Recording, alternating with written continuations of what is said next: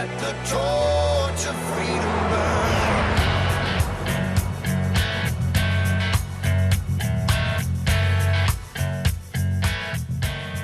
This is Wallbilders Live. You have joined the intersection of faith and the culture. This is the place where we talk about whatever the hottest topics of the day are from a biblical, historical, and constitutional perspective.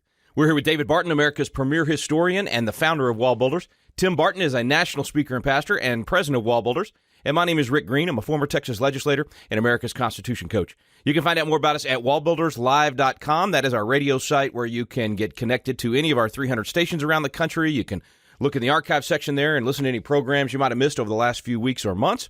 And it's a great place to make a donation to the program and help us get the truth out there. We need your help. Come alongside us, lock shields with us. That donation empowers us to reach even more people to restore America's Constitution.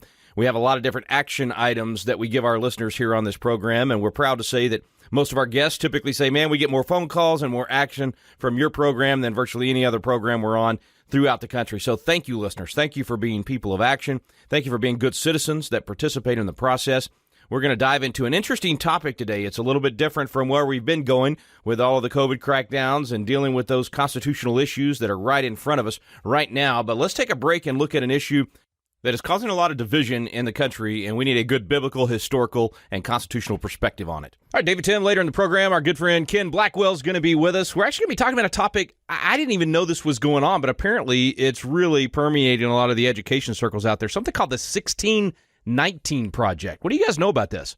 Yeah, so the New York Times, at this point, I don't know how many weeks, months ago it was when they came out, and they wanted to do a project to cover the history of America and how America was born and birthed off of slavery. And really, the whole idea was done to tarnish and taint America, even more so than what a lot of academics and a lot of textbooks already do. And the idea was to show that everything that could be celebrated about America really shouldn't be celebrated because those things only were birthed off of slavery. So American exceptionalism or entrepreneurship or capitalism, or you kind of go down the list, all of these things that would seemingly be positive were birthed off of slavery, and therefore they are tarnished and they're not good things. So capitalism really isn't good because it was the white man oppressing the black man trying to get rich, et cetera, et cetera, et cetera. They even have a article insert that shows that you shouldn't even eat a candy bar because candy came or was kind of produced from some of the sugar that was taken from sugar plantations that was because of slaves. So the only reason you have candy is because of slaves, and it just goes on and on and on. And this is what they are now trying to use. There's curriculum being written based off of this project. There's already professors, there's already teachers that are implementing this into their core curriculum looking at America.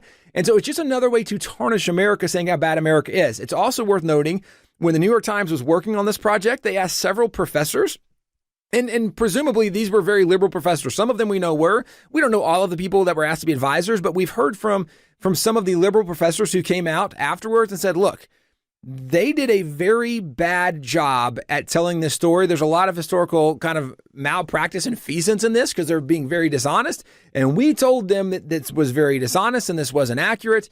And they wouldn't. And this is the liberal professors that are saying this about the New York Times 1619 Project. And because it was going to change the narrative that the New York Times wanted to have about America, they disregarded these liberal professors who even they acknowledged this was historically inaccurate. One of the arguments that came from the 1619 movement was that the reason the founding fathers fought the American Revolution was to preserve the institution of slavery, which, if you remember reading the Declaration, which is the listing of the grievances of the reason we separated from Great Britain, preserving slavery was not on the list. That was not the reason we separated from Great Britain. Actually, there was one on the list that said, we want to separate because the king won't let us end the slave trade. Yeah, with Jefferson's original draft, right, he was saying that we want to end slavery, the king won't let us. And then Jefferson acknowledged that there were a couple of southern states who said, nope, we're not trying to end slavery. And John Hancock had said, we want this declaration to be unanimous. And so anything that was disagreed upon in that regard was removed from the declaration. So that grievance was removed. But the point is, the argument the founding fathers fought the revolution to preserve slavery is ludicrous because many of the founding fathers had already freed their slaves. Many had never owned slaves, and many were fighting in the abolition movement to end slavery in America. So they certainly weren't fighting to preserve slavery.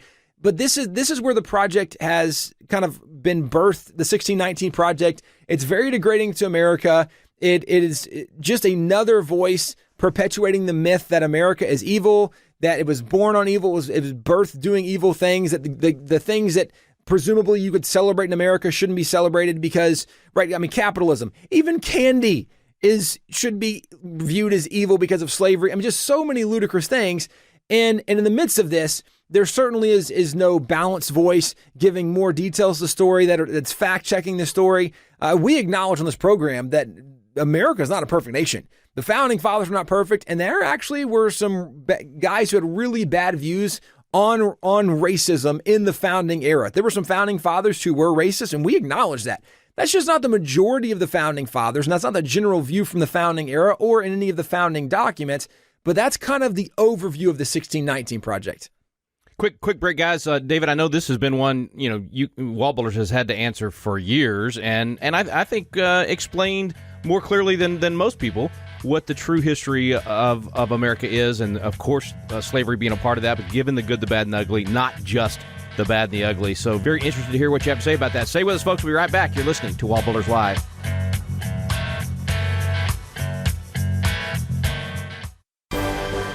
Hey friends, it is not too late to join us for the crash course in history and government for all those folks that are schooling from home. Now that could mean a lot of things. Schooling from home could mean that you've been homeschooling your kids from the beginning, or it could mean you've been thrust into homeschooling as a result of the COVID crackdowns, or it could mean you don't even have kids at home, but you're still schooling, because we all are still learning every day, right? So really this program is available for anyone, and it's not too late to join us. Even though we started on May 4th, we're doing every Monday, Wednesday, and Friday afternoon throughout May, and you can join at any time, and when you join, you will be able to get the recordings of any of the afternoons that you missed. Remember, this is a live opportunity to learn about history and government, to bring those things to life, and we're going to have special guests every afternoon.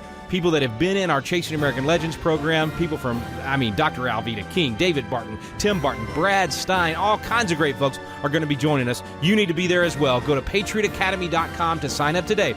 patriotacademy.com. It's not too late, and you'll get recordings of any live afternoons that you missed. Get the crash course in history and government at patriotacademy.com.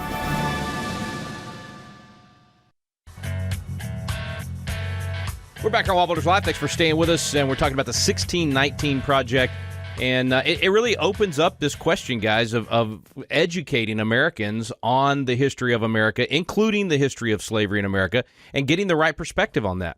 Well, we're putting the finishing touches on a book right now that will come out in the next couple of months, we believe, and that book really addresses this question pretty much in depth. And as part of what we did with that book, we went back and looked specifically at the individual founding fathers, the 55 at the Constitutional Convention, the 56 who signed the Declaration, etc. Where were they on this issue? Because if you listen to the tone of the New York Times, they all got involved to perpetuate slavery.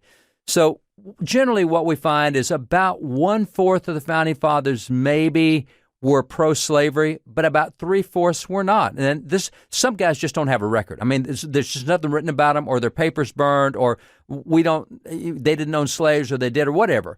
But of the ones we've been able to research, it's overwhelming that they were on the other side, which is why some of the very first constitutions written by the early states, Massachusetts, in its original constitution, banned slavery in the state. By the time we had the first federal census, there was not a single slave in the state. I mean, you can look at things like that, but see, really what this goes to, Rick, is think about the cultural impact. If you go through a curriculum that all you do is point out that everything in America is a result of slavery and none of it should be celebrated, what does that do for your cultural perspective of America? What does that do for the policies you want in America? And let me give you an example. I'm going to take a parallel example from something that happened back in 2014 when the AP U.S. History Standards came out. Those standards came out for kids that were going through the final course they will go through in high school and college unless they're history majors, 460,000 kids a year. And when they got to World War II... And you mean the final course on American history? On American history, that's right. Final course on American history. And when it got to World War II, it did not mention Hitler. It did not mention the Japanese. It did not mention the Holocaust. It did not mention any of the slaughter that went on. But it did mention that America dropped an atomic bomb and said that raised questions about our values. Yes, for all of the World War II standards, there were 4 paragraphs. And in those 4 paragraphs, they talked about some of the difficulties of war, the American machine of being able to get production assembly lines. But they said also there were problems in America because you had civil rights issues, because you had the internment of the Japanese. The Americans dropped bombs on the atomic bombs in Japan, which raised questions about American values. And as you're mentioning, right, there's no mention of Eisenhower or Patton or Nimitz or, guys, military leaders we should celebrate. Douglas MacArthur. There was no mention of the villains. No mention of D-Day, the liberation of Europe. No mention of Iwo Jima. No mention of all the things that happened where we liberated the world, literally. Yeah, Pearl Harbor, where it all started. And, right, so I think the point where you're going is the problem is, If this is the only thing you had, these are the only standards, and kids had to memorize this information because that's what they're going to be tested on. If what you had to learn was that America did things that should make you question American values, and you didn't learn about the Holocaust, you didn't learn about the Pacific Theater and some of what the Japanese did to prisoners of war and various things, some of their ways of war, their executing of the Chinese, etc. If you didn't learn about these other nations that we were fighting against and what they did, it's possible that you went through this U.S. history class coming out thinking that America was one of the bad guys of World War II because the only bad things you studied were the bad things America did. And granted, some of the things America had some issues, and there's no doubt about it. And America will continue to have issues because there's people in America and people always have issues. So there's no doubt has been sin in America's past. There will likely be sin in our future because, again, that's what people do. But to imagine that America was the bad guy from World War II is ludicrous, but that's a little bit what the 1619 Project has done, and kind of painting the story of America without giving the context of world history, without giving the context of cultures, without giving the context of even different colonies, and there were different tones and different attitudes in different colonies. Without context, you don't understand how misportrayed some of this story is. And going back to that World War II example with the American history standards, if you don't talk about what Germany did, if you don't talk about what Italy did, if you don't talk about what Japan did, and only talk about the bad things America did, then what's your image? Well, go to the 1619 Project. The only nation mentioned dealing with slavery in the 1619 Project is America. Now, let's point out that of the world slave trade, 2.4% of slaves came to America from Africa. Other nations, 46% went to Brazil and went to Portugal. Why not mention them? Why not mention that right now today, 94 nations in the world still allow slavery today? Why not mention that there are 40 million slaves in the world today? That's 4 times more than came across in the Atlantic slave trade. But they don't do that. All they do is focus on that 2.4% that came to America. They don't even show the anti-slavery movement that was here. And so you come out with a bad image, and that'll affect your policy and what you want to do to America in the future. So that perspective is interesting that in looking at this, Ken Blackwell, a great friend of ours, a great black civil rights voice for a number of years, has done some writing on this, and he has a very interesting perspective. And so Ken has got a voice and a perspective that needs to be heard, and he quite literally can say things that Rick, you, me, Tim, we can't say from the perspective and the experience. We just don't have the experience that he has had and that he's been through, because he did go through a lot of the civil rights movement. He's seen a lot of the bias and a lot of the, quite frankly, personally, the racism. But he's a great voice and he has a great perspective. So Ken Blackwell will be good about this. And by the way, if you don't know him, he was the mayor of Cincinnati. He was a U.S. ambassador. He was a Dallas Cowboy. He means he's a well-known name in the political and athletic arenas. And so a really good guy to look at this with his experience and background. Stay with us, folks. We're talking about the 1619 Project. Ken Blackwell, our special guest when we return on Wallbuilders Live.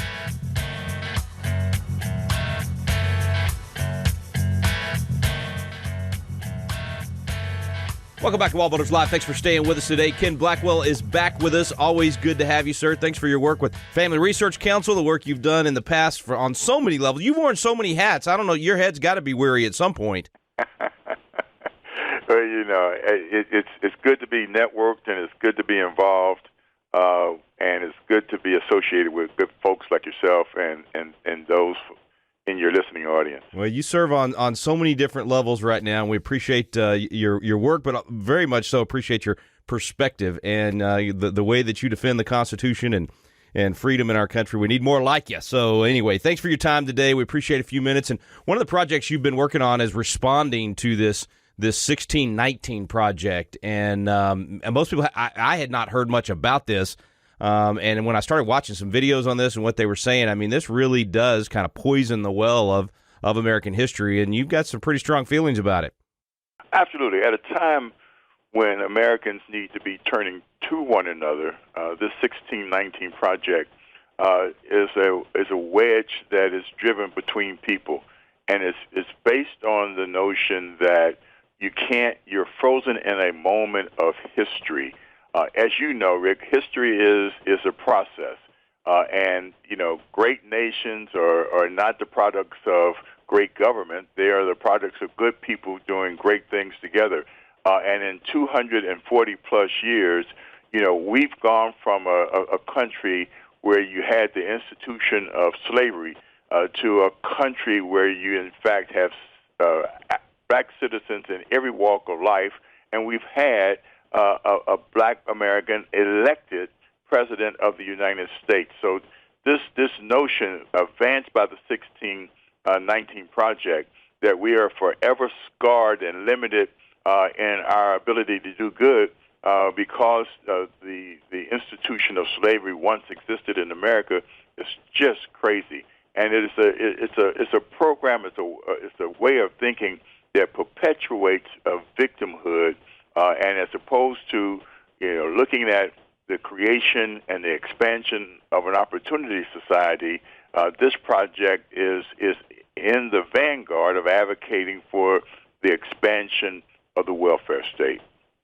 And it has a real effect. I mean, it affects every community. I mean, certainly, like you said, with the black community, it gives you that victim mindset. With no matter what community you come from in America, it makes you really hate your own country. It makes you not have patriotism. It makes you believe that the values of your nation are not worth fighting for. And so that really affects the attitude. And now generations of Americans have had some of that in their education system. But this project really pushes that hard.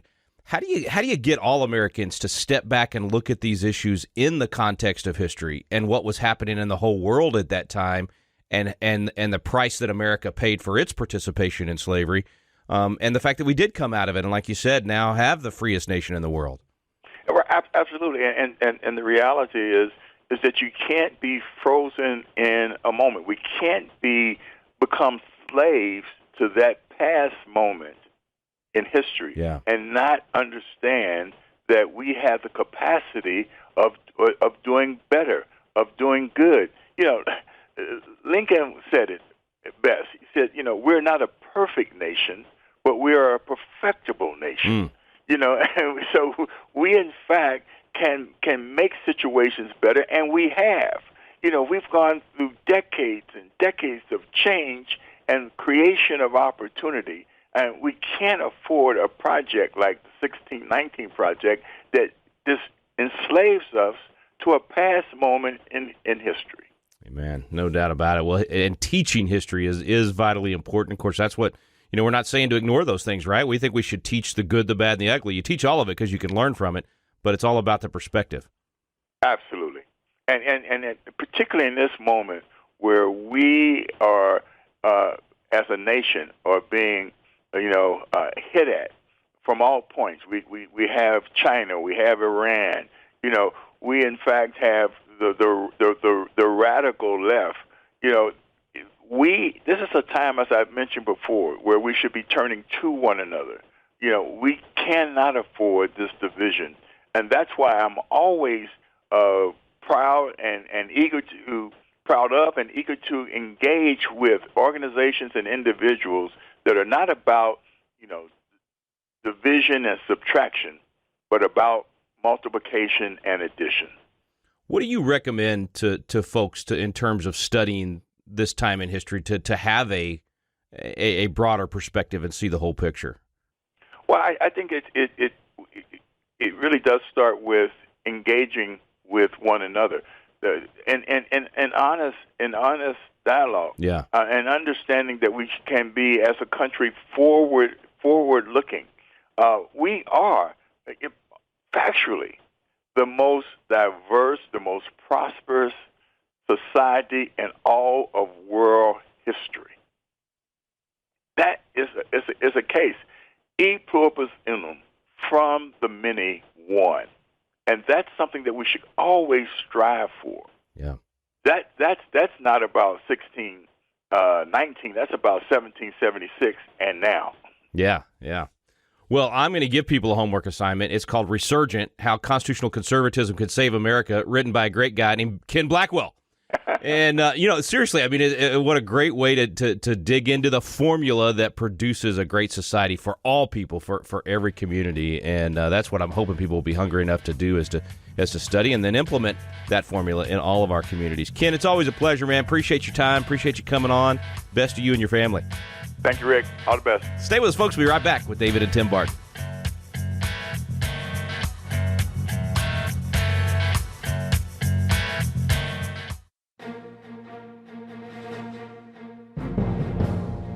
The Founding Fathers of America made a habit of reading through the Bible once a year. There's no better source of wisdom, and it is applicable to every issue in our lives. What a great time for us as American citizens to take this time. If you've got extra time at home now, if you're quarantined at home and you're looking for something to do, what better thing could there be to do than to read through the Bible, maybe for the first time in your life? I tried to make this a habit several years ago, and I had a new tool to start doing that with, and it was called the Founders Bible. It gave me a chance not only to read through the Bible once a year, but also to learn history while I was doing that. And what I love about the Founders Bible is that as I'm reading that scripture, then all of a sudden there'll be an article inserted right there by that scripture about what the Founding Fathers learned from that specific verse or chapter and how they applied it to launch our nation. It's a really fun way to learn. It's incredibly empowering, and it has answers for today. The Bible is full of all the right answers for today. In fact, it's the only source that has all the right answers. So if you haven't read through the Founders Bible, I challenge you and encourage you, get a copy of the Founders Bible today. It's available at wallbuilders.com, and we even have it a digital version, so you can do this on your phone or iPad or computer. Check out the Founders Bible today. Make it a part of your regular reading throughout the year, but right now is a great opportunity to read through the Founders Bible. Check it out today at wallbuilders.com.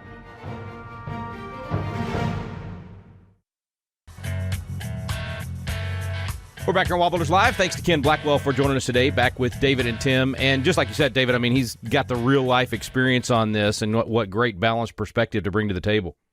Well, and guys, I too appreciated that he pointed out that a nation is not monolithic. They are not stuck with something they had in their past. And even, right, I mean, we would disagree with the argument that slavery defined America, because slavery was a part of the culture of largely every nation of the world at that time and that point in history. However, just because that is something that is a stain on the history of America doesn't mean that is who America is today. And so that's what I appreciated when he pointed out that history is not frozen at one point in time, right? That nations, peoples can change, their cultures can change, they can kind of evolve and become a different people. And America certainly has been different, as he pointed out, right? Some of the opportunities you have in America, you don't have anywhere else in the world. America is not the same place.